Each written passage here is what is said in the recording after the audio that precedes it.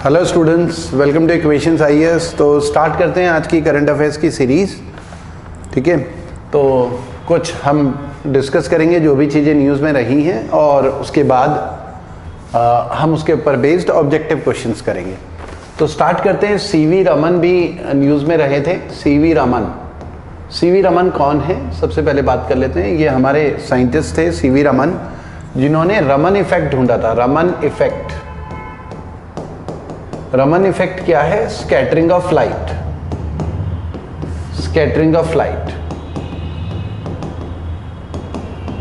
जो लाइट होती है वो एक मीडियम से दूसरे मीडियम में जाती है तो स्कैटर हो जाती है 7 कलर में।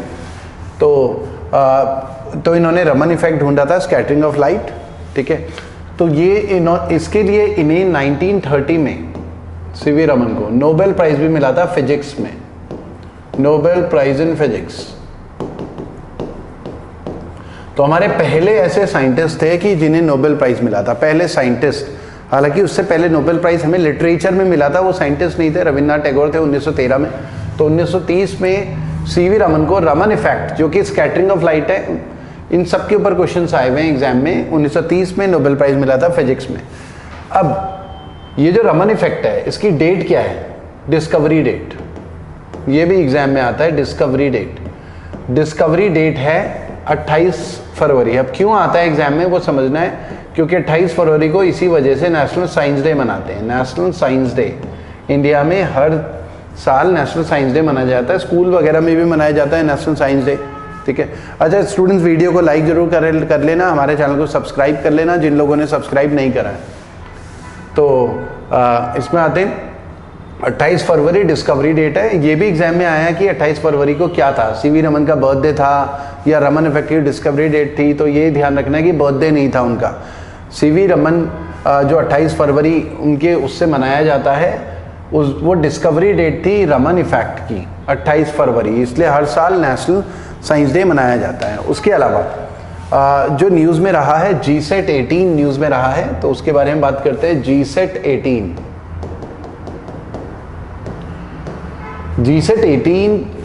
जो है जियो स्टेशनरी सैटेलाइट है। जियो स्टेशनरी सैटेलाइट ना टेलीकम्युनिकेशन सैटेलाइट्स होती हैं इंडिया की। GSET सीरीज की जितनी भी GSET सीरीज होती है, GSET 1, 2, 3 टेलीकम्युनिकेशन सैटेलाइट्स होती हैं।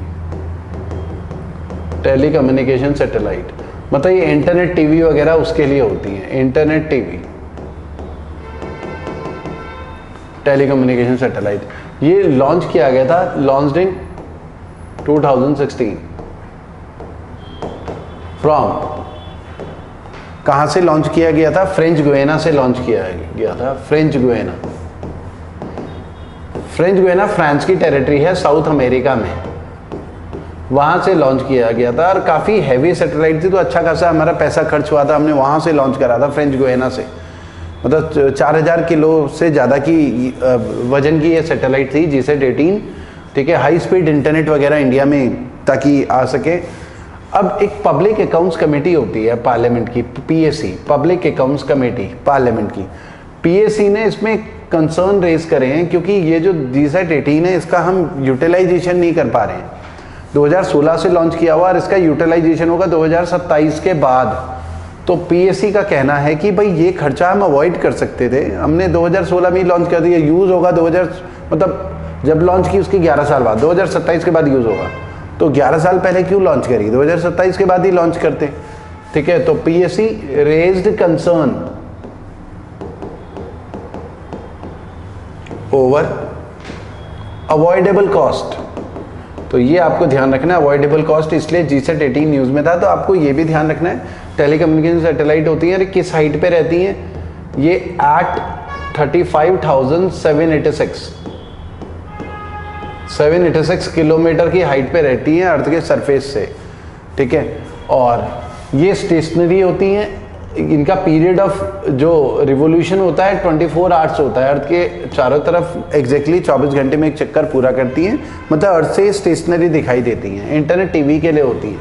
35,786 किलोमीटर की हाइट पे है। तो ये सारे डिटेल आपको पता होनी चाहिए। GSET 18 अभी 2025 में काफ़ी न्यूज़ में है, तो क्रिटिसाइज़ किया जा रहा था मोदी सरकार को इस चीज़ के लिए। तो इसलिए इम्पॉर्टेंट बन जाता है एग्जाम के पॉइंट ऑफ व्यू से। उसके अलावा हमारे पास पीएम श्री न्यूज़ में है। पीएम श्री स्कीम क्या है? पीएम श्री स्कीम क्या है? यहाँ पर श्री की फुल फॉर्म अगर हम बोलें स्कूल्स फॉर राइजिंग इंडिया, ये इसकी फुल फॉर्म है। यहाँ पर SH मतलब ये SH स्कूल वाला, for rising India, PM Shri. तो ये schools for rising India Modi ji ने ना 5 सितंबर को अनाउंस किया था, 5 सितंबर 2022 मतलब टीचर्स डे के दिन। S राधाकृष्णन हमारे वाइस प्रेसिडेंट थे, तो इंडिपेंडेंस के बाद तो टीचर्स डे, उनके बर्थडे पे टीचर्स डे मनाया जाता है, तो तब अनाउंस करा था कि हम पीएम श्री स्कूल खोलेंगे। पूरे इंडिया के ना 14,500 जो सरकारी स्कूल है ना, उनको मॉडल स्कूल बनाएंगे, उनको अपग्रेड करेंगे, इंफ्रास्ट्रक्चर वगैरह अपग्रेड करेंगे ताकि बेहतर एजुकेशन दी जा सके बच्चों को। 14,500 स्कूल को मॉडल स्कूल अपग्रेड मतलब क्लासरूम, स्मार्ट क्लासेस, लैब, ठीक है, ड्रिंकिंग वाटर फैसिलिटी, मतलब वो सब मॉडल स्कूल की तरह तैयार करेंगे। तो इसलिए काफ़ी न्यूज़ में अभी भी रहता है क्योंकि कई स्कूल तैयार किए गए इसमें। तो आइए इसके ऊपर बेस्ड क्वेश्चंस कर लेते हैं। 19 when did C V Raman receive Nobel prize? तो 1930 सी हमारा आंसर है, 1930 में रिसीव करा था, ठीक है, फिजिक्स में रिसीव करा था नोबेल प्राइज। तो पहले साइंटिस्ट थे, तो बहुत इंपॉर्टेंट होता है, कई बार रिपीटेड क्वेश्चन है इसमें। What kind of satellite GSAT-18 that was recently seen? तो वो कम्युनिकेशन सैटेलाइट है, टेली कम्युनिकेशन सैटेलाइट हमने बात करी, तो ए हमारा आंसर है। नेविगेशन सैटेलाइट ना GPS की सैटेलाइट है, या इंडिया की ना नाविक हैं सैटेलाइट, जो नेविगेशन सैटेलाइट है, IRNSS नाम से हैं लॉन्च।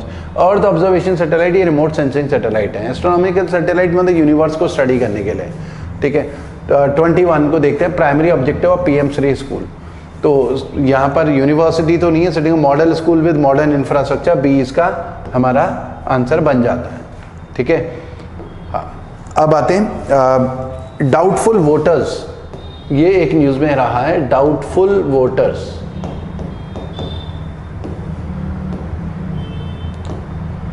डाउटफुल वोटर्स किसे बोलते हैं, ये न्यूज़ में है, तो इसके लिए समझ लेते हैं पहले आसाम के बारे में। एक आसाम अकॉर्ड हुआ था 1985 में, बड़ा आसाम में बवाल मचा था कि बाहर आउटसाइडर्स बहुत सारे वहाँ पर बंगाली लोग घुसे हुए हैं, तो आसामीज और बंगालीज के बीच में क्लैशेज हो रहे थे। तो वो उनका कहना था ये बाहर के लोग हैं, बांग्लादेश से आए, इनको वापस भगाया जाए। तो 1985 में एक आसाम अकॉर्ड हुआ था, फिर ये डिसाइड किया गया था 1971 के बाद जो बांग्लादेशी इंडिया में भागकर आए हुए हैं, जो भी आउटसाइडर्स हैं आसाम में हैं, उनको आइडेंटिफाई करके बाहर कर दिया जाएगा, वापस भेज दिया जाएगा उनके देश, ठीक है। 1985 में ये डिसाइड हुआ। अब उसके लिए अब आइडेंटिफिकेशन कैसे होगा, उसके लिए एक NRC तैयार किया जाएगा, जो कि अभी आसाम में भी है, national register for citizen, national register for citizen.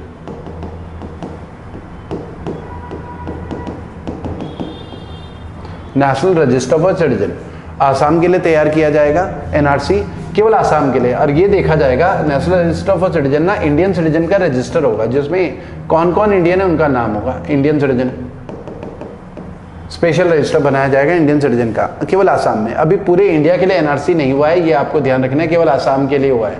2018 में डेटा रिलीज हुआ और 3.3 करोड़ लोगों में 3.11 करोड़ का नाम NRC में है, ये इंडियन है, और 19 लाख लोगों का नाम NRC में नहीं है, NRC में नहीं है।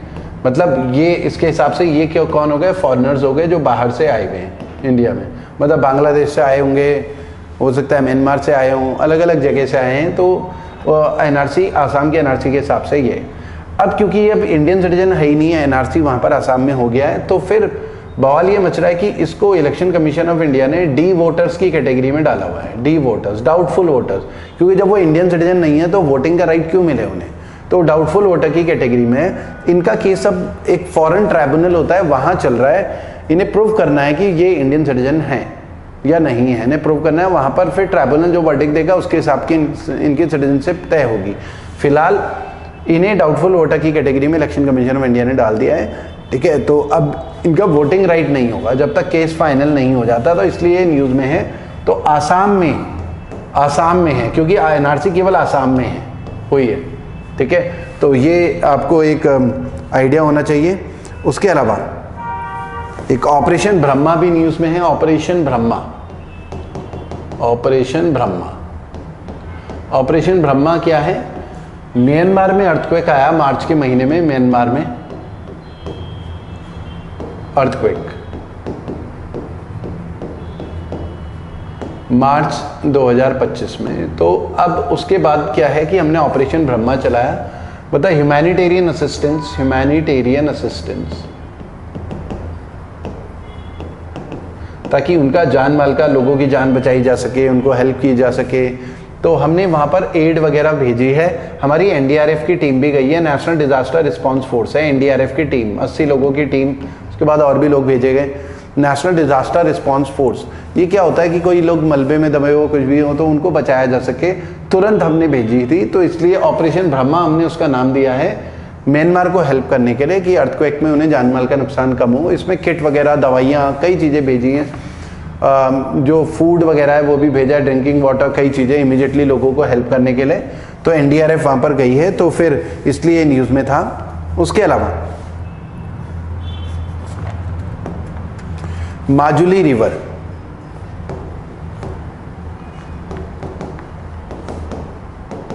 माजुली रिवर ये भी न्यूज़ में था। तो माजुली रिवर क्या है? दुनिया की वर्ल्ड्स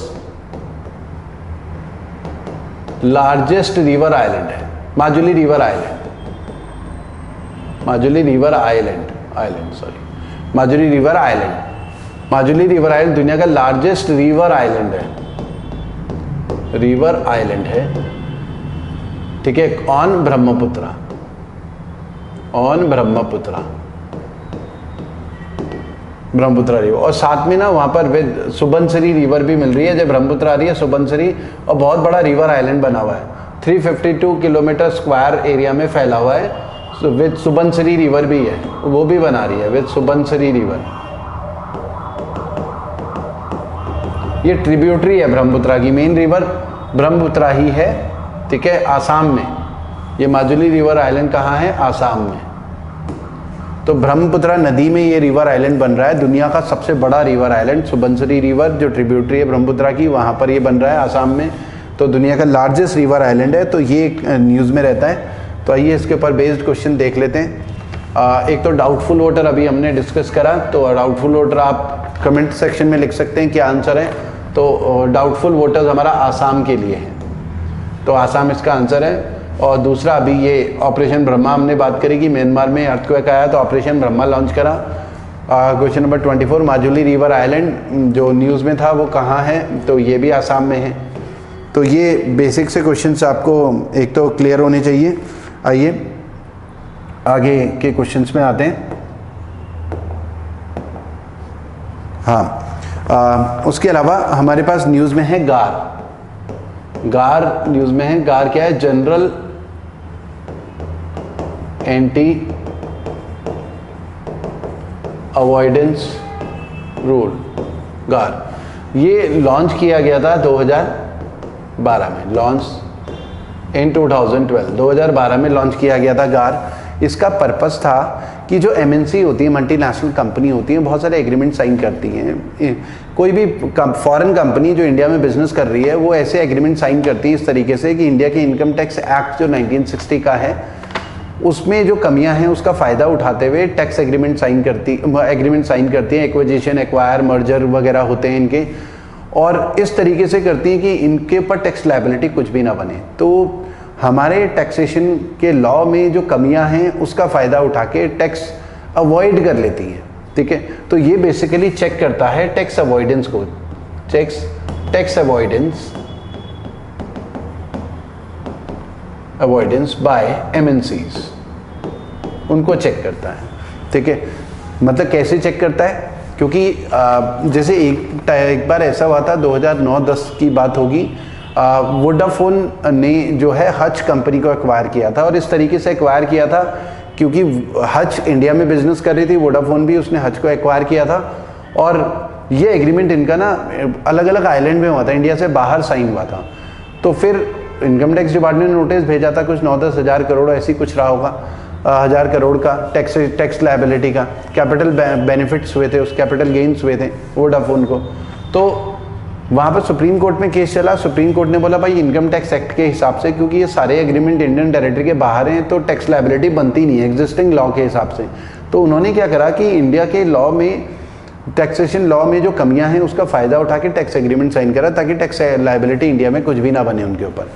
तो ऐसी जो टैक्स अवॉइडेंस वाली ट्रीटीज़ हैं उनको टारगेट करने के लिए इनकम टैक्स डिपार्टमेंट को एम्पावर किया गया कि आप जो है ना ऐसी ट्रीटीज़ के ऊपर भी टैक्स लगा सको, इम्पोज कर सको टैक्स, ठीक है। तो गार वो वाले प्रोविज़न है, ठीक है, लॉन्च 2012 में किया, लेकिन ये पावर में आए, केम इनटू इफेक्ट फ्रॉम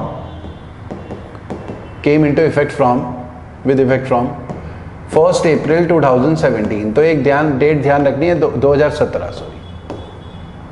2017 से ये लॉन्च हुआ। और अभी भारत सरकार ने ऐसे कोई स्टेप्स नहीं लिए हैं, क्योंकि अब किसी एमएनसी पे स्टेप्स लिए जाएं ऐसे तो वो नेगेटिव भी होता है इन्वेस्टर्स के लिए, बाकी दुनिया में ये मैसेज भी जा सकता है कि भाई ये टारगेट कर रहे हैं फॉरेन कंपनीज को, तो इन्वेस्टर्स थोड़ा सा डिस्टेंस भी बना सकते हैं। तो भारत सरकार ना फूक के जहाँ पर बहुत ज़रूरी है वहीं पर अभी 1-2 नोटिस भेजें, तो इसलिए काफ़ी न्यूज़ में आने लगा गार दोबारा से, ठीक है। तो ये 1 अप्रैल 2017 से इंडिया में लागू हुआ है। अभी सरकार ने इतने ज़्यादा स्टेप्स इसके ऊपर नहीं लिए हैं, ठीक है। उसके अलावा क्वेश्चन ये और जो एग्ज़ाम में के पॉइंट ऑफ व्यू से इम्पोर्टेंट है, क्लासिकल लैंग्वेजेस। क्लासिकल लैंग्वेजेस किसे बोलते हैं? देखिए क्लासिकल लैंग्वेजेस हमारे पास कौन सी लैंग्वेजेस हैं? क्लासिकल लैंग्वेज जो मतलब 1500 से 2000 साल पुरानी लैंग्वेजेस हैं उनको हम बोलते हैं क्लासिकल लैंग्वेजेस, ठीक है। क्लासिकल लैंग्वेज इस समय टोटल 11 हैं। सबसे पहली फर्स्ट क्लासिकल लैंग्वेज थी तमिल, फर्स्ट तमिल इन 2004 में। एक तो ये डेट ध्यान रखनी है, पहली तमिल थी। 2004 में ही संस्कृत भी लॉन्च हो चुकी थी कि 2004 में तमिल के बाद संस्कृत को भी क्लासिकल लैंग्वेज का स्टेटस दिया जा चुका था। बाकी और भी द्रविडियन लैंग्वेज बाद में क्लासिकल लैंग्वेज बनी, जैसे वो हमारे पास तमिल के अलावा कन्नड़, तेलुगु, मलयालम, उड़िया, तो ये 6 टोटल थी हमारे पास। और 5 और टोटल 5 और मतलब अब टोटल हो चुकी हैं 11, टोटल हो चुकी है 11 क्लासिकल लैंग्वेज। 5 और बाद में अनाउंस की गई 2024 में, 5 और अनाउंस की गई, जिसमें मराठी, बंगाली,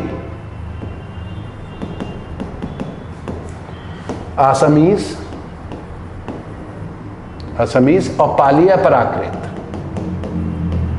तो आपको ये ध्यान रखना है, टोटल अब क्लासिकल लैंग्वेज मतलब जो काफ़ी पुरानी लैंग्वेज, जो 1500 से 2000 साल पुरानी लैंग्वेज है, टोटल अब 11 क्लासिकल लैंग्वेजेस हो चुकी हैं। सबसे पहली तमिल थी, तो 5 और अनाउंस हुई टोटल बाद में, ये 2009-8 अलग अलग टाइम पीरियड पे अनाउंस हुई, और 5 रिसेंटली, तो टोटल 11 हो चुकी हैं। तो आइए इसके ऊपर बेस्ड क्वेश्चंस करते हैं। Which of the statement given below is correct? तो इंडियाज प्रोविजन गार इम्प्लीमेंट विद इफेक्ट फ्रॉम 1 अप्रैल 2017 है, तो फर्स्ट वाला रॉन्ग हो गया। गार वर एम्ड एट चेकिंग टैक्स, ये करेक्ट है, ठीक है। तो हमारा बी इसका आंसर हो जाता है। Question number 23, which of the following is first classical language? तो पहली क्लासिकल लैंग्वेज तमिल है 2004 की, टोटल इस समय 11 है, 5 रिसेंटली हुई है। तो आज की वीडियो में इतना ही करते हैं स्टूडेंट्स, थैंक यू।